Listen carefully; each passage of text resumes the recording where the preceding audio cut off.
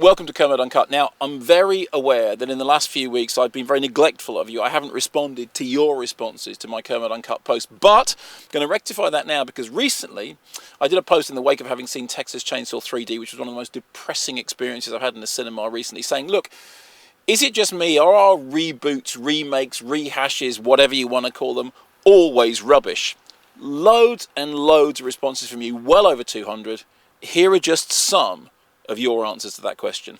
I want to start with this from Mad Girl Ipswich, who begins by saying, isn't the remake as old as film itself? Which, of course, it is. The entire history of cinema is, of course, a history of remakes. So, from the golden age for the greatest remakes, I'd have to go with An Affair to Remember and His Girl Friday. For totally pointless remakes, I'd say High Society. The Philadelphia Story is as close as a film comes to perfect. I always remember, incidentally, that David Lynch described Eraserhead as his version of the Philadelphia Story.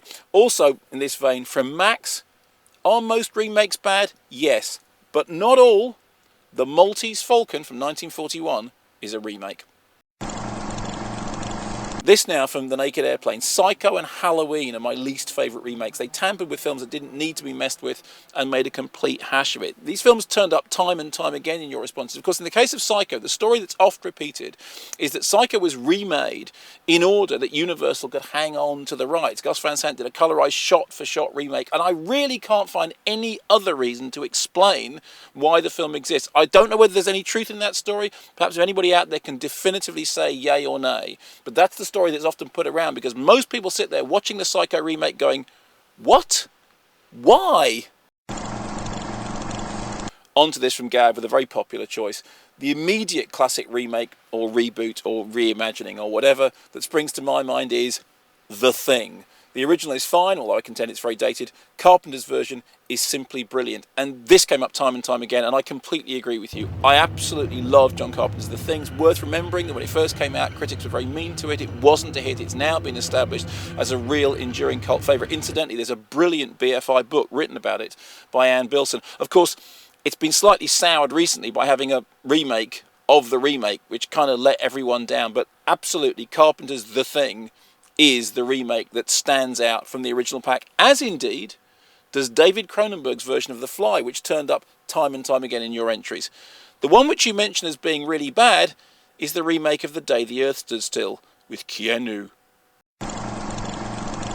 This now from Dan. Best reboot rehash, surely it has to be Batman Begins. Such a visionary, refreshing and mature take of something that people have been messing around with half-heartedly for decades. It took them almost 70 years to realise that not every villain had to be the Joker in a different costume. And on the subject of Chris Nolan, and many of you agree that Dark Knight was the definitive reboot, this from Michael Gillen Peckett. The best remake of recent years, in my view, is Insomnia, directed by Christopher Nolan. The Pacino-Williams version was a remake of a Scandinavian film. The worst, The Italian Job in 2005. Now, how about this from David? For me, the worst remake will always be, no surprises here, The Vanishing. How come the same director got it so wrong second time around? Now, I have to say, I sympathise with Slaughter to some extent, because Spoilers, which was his original, the Dutch version, was absolutely brilliant. He was then asked to make the film again in the English language, and he had to make so many compromises that he ended up lobotomising and effectively destroying the film. But then again, think of what happened with Michael Haneke in Funny Games. Like Gus Van Sant's Psycho, the English language version of Funny Games is pretty much a shot-for-shot, word-for-word remake of Haneke's original. Haneke did it like that because he said, you know what, I got it right the first time round. The first film was near perfect. The problem was that for the English-speaking audience, it was in a foreign language, therefore it couldn't get a mainstream audience. So he changed the language and ruined the film. Now here's a favourite for me, this from Catherine. Surprised no one has mentioned Solaris yet. Tarkovsky's original was magnificent and harrowing, but also achingly slow. As someone who's not a big fan of George Clooney, I expected the American Soderbergh remake to be rubbish. It really wasn't. I wouldn't say it was better than the original, but it's as good and certainly more watchable. Well, I'm with you on this. In fact, I will go one stage further and say it is better.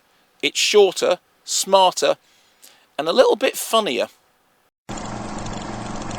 Other titles which you found to be better in their remake version than their original version: 3:10 to Yuma, that turned up time and time again. Martin Scorsese, The Departed. I mean, a lot of people really admire the Infernal Affairs trilogy, but The Departed got a big thumbs up from most of you. This, from Ashley Weatherall. Here goes. From a personal point of view of bad remakes, I don't think you could see a bigger travesty of a remake / reimagining than the US remake of The Wicker Man with Nick Cage.